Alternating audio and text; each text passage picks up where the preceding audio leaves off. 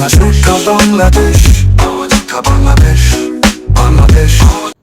জনগণ, আসসালামু আলাইকুম। আওয়াজ ওঠা বাংলাদেশ চ্যানেলের পক্ষ থেকে আমি স্বাধীন আছি আপনাদের সাথে। স্বাগত জানাচ্ছি আমাদের নিয়মিত আয়োজন জনতার আয়োজন অনুষ্ঠানে।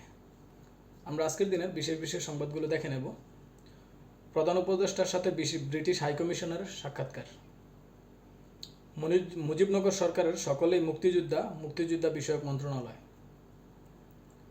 সংবাদপত্রে ভুল সংবাদ প্রকাশ, মুক্তিযোদ্ধা বিষয়ক মন্ত্রণালয়। এই সরকারের সাথেই আমরা আছি, দুদু, বাংলা ট্রিবিউন। চলতি মাসে নিবন্ধনের আবেদন করবে এনসিপি, 21 টেলিভিশন। পদ্মা সেতু নির্মাণে মোবাইলের চার্জ কেটে নেওয়া বন্ধে আইনি নোটিশ। ডক্টর মোহাম্মদ ইউনুস খ্রিস্টান, বরকতুল্লাহ বুলু। আমরা সংবাদগুলো একটু বিস্তারিত দেখার চেষ্টা করব। ব্রিটিশ হাইকমিশনারের সাথে বর্তমান সরকার প্রধানের বৈঠক বুধবার রাষ্ট্রীয় অতিথি ভবন যমুনা। ডক্টর মোহাম্মদ ইউনুস এবং সারা কুক একটি বৈঠক হয়েছে। সারা কুক দুজনের মধ্যে একটি বৈঠক হয়েছে। বৈঠকে বাণিজ্য, বিনিয়োগ, বিমান চলাচলে সহযোগিতা, অভিবাসন এবং সমুদ্র গবেষণা কার্যক্রম, কারিগরি সহায়তা নিয়েও বিস্তারিত আলোচনা হয়। প্রধান উপদেষ্টার কার্যালয়ে এক সংবাদ বিজ্ঞপ্তিতে বলা হয়েছে, সম্প্রতি কিং চার্লস হারমোনি অ্যাওয়ার্ড পাওয়ায় প্রধান উপদেষ্টাকে শুভেচ্ছা জানান বাংলাদেশের ব্রিটিশ হাইকমিশনার সারা কুক। প্রধান উপদেষ্টা ডক্টর মোহাম্মদ ইউনুস যুক্তরাষ্ট্র সফরের আগে সম্পদ পুনরুদ্ধারে অন্তর্বর্তীকালীন সরকারের উদ্যোগ সহ দ্বিপাক্ষীয় বিভিন্ন বিষয় নিয়ে তার সঙ্গে আলোচনা করেন। মুজিবনগর সরকারের সকলেই মুক্তিযোদ্ধা, এমন একটি রিপোর্ট প্রকাশ করেছে মুক্তিযোদ্ধা মন্ত্রণালয়। সেই নিউজটিকে বিভিন্নভাবে ভুল ব্যাখ্যা দিয়ে কয়েকটি সংবাদ মাধ্যম প্রচার করেছে, যেটি নিয়ে পরবর্তীতে মুক্তিযোদ্ধা বিষয়ক মন্ত্রণালয় থেকে একটি সতর্কবার্তা জারি করা হয়েছে। সেখানে বলা হয়েছে যে যদি সংবাদপত্র স্বাধীনতা মানেই ভুল তথ্য উপস্থাপন নয় এবং মিথ্যা তথ্য উপস্থাপন নয়, ভবিষ্যতে যদি এ ধরনের কোনো কার্যক্রম পরিচালিত হয় তাহলে সে বিষয়ে আইনি ব্যবস্থা গ্রহণ করা হবে। এই সরকারের সাথেই আমরা আছি, দুদু, বাংলা ট্রিবিউন।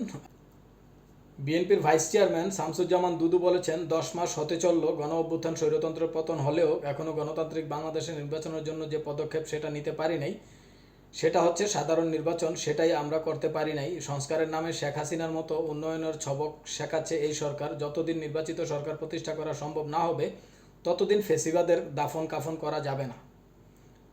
বুধবার দুপুরে নারায়ণগঞ্জ সদর উপজেলার ফতুল্লা কাঠেরপুল এলাকায় মৎস্যজীবী দলের উদ্যোগে প্রয়াত রাষ্ট্রপতি জিয়াউর রহমানের 44তম শাহাদাত বার্ষিকী উপলক্ষে আয়োজিত আলোচনা সভায় দোয়া ও মাহফিলের প্রধান অতিথি হিসেবে বক্তব্যে তিনি এসব কথা বলেন।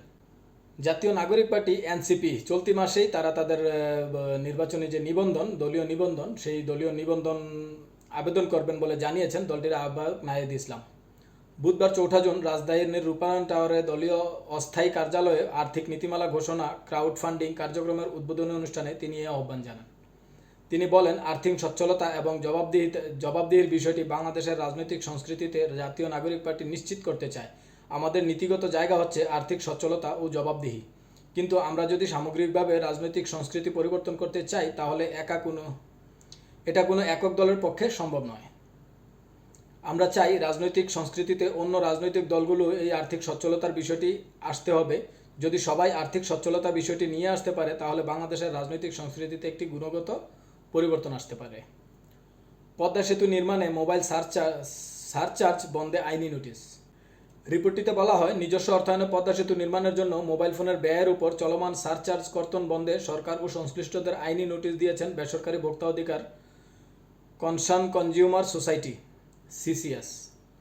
বুধবার 4 জুন 5 মন্ত্রণালয়ের সচিব, এনবিআর ও বিটিআরসি এর চেয়ারম্যান এবং 4 মোবাইল অপারেটরকে সিসিএস এর নির্বাহী পরিচালক পলাশ মাহমুদের পক্ষে এ নোটিশ পাঠিয়েছে সুপ্রিম কোর্টের আইনজীবী AKM আজাদ হোসেন। নোটিশে বলা হয়েছে, পদ্মা সেতু নির্মাণের জন্য মোবাইল ফোন ব্যবহারকারীদের থেকে মোবাইলের খরচের উপর 1% সারচার্জ চালু হয়েছে। 2016 সালে এই সারচার্জ আরোপ করা হয়, বর্তমানে অব্যাহত রয়েছে। ইতিমধ্যে এই সারচার্জের মাধ্যমে ভোক্তাদের থেকে 2000 কোটি টাকা বেশি আদায় করা হয়েছে। কিন্তু 2022 সালে পদ্মা সেতুর উদ্বোধন করা হলেও মোবাইল ফোনের এই চার্জ কর্তন করা বন্ধ হয়নি। নোটিশে আরও বলা হয়েছে, পদ্মা সেতু নির্মাণে ভোক্তাদের থেকে সারচার্জ কর্তনের জন্য 2015 সালে উন্নয়ন সারচার্জ ও লেভি আইন করে সরকার। এই আইনের অধীনে 2016 সালে 10ই মার্চ অভ্যন্তরীণ সম্পদ বিভাগ থেকে প্রজ্ঞাপন জারি করে সারচার্জ আদায় শুরু করে সরকার। তবে আইনের 4 নং ধারায় বলা হয়েছে, সরকার সরকারি গেজেট প্রজ্ঞাপন দ্বারা তৎকর্তৃক আরোপিত শর্তে ও নির্ধারিত মেয়াদে উন্নয়ন সারচার্জ আদায় করতে পারবে। কিন্তু প্রজ্ঞাপনের কোনো মেয়াদ নির্দিষ্ট না করেই সারচার্জ আদায় শুরু হয়। ফলে সারচার্জ আদায় 9 বছর চললেও তা বন্ধের কোনো পদক্ষেপ চোখে পড়েনি, যা আইনের সাথে সাংঘর্ষিক। এই বিষয়টিতে একটু অ্যাড করতে চাইব। এই সংবাদটির নিচে মন্তব্যের ঘরে কিছু জিনিস দেখা গেছে, যেখানে বলা হয়েছে একটু এডিশনাল সংবাদ। এই যে সংবাদটি, এই চার্জ কর্তনের যে সংবাদটি, সেই সংবাদটিতে কয়েকটি মন্তব্যে বলা হয়েছে মোটরসাইকেল রেজিস্ট্রেশনে বিআরটি এর বড় একটা অ্যামাউন্ট কেটে রাখে পদ্মা সেতুর জন্য। এটাও বন্ধ করার আবেদন জানিয়েছেন একজন মন্তব্যকারী।